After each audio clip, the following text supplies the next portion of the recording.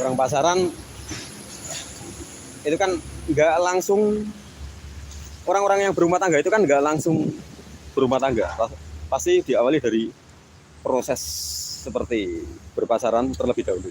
Nah, berpasaran itu kan narasinya jalan atau dulan, laki perempuan bisa pakai motor, bisa pakai mobil. Nah, habis itu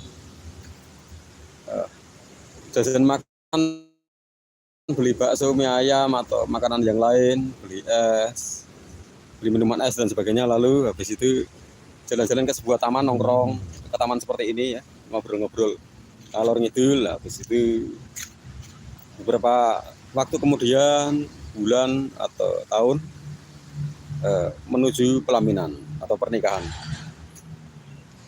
Nah, tempat ini cocok nih untuk bulan sama pasar, jalan-jalan sama pasar.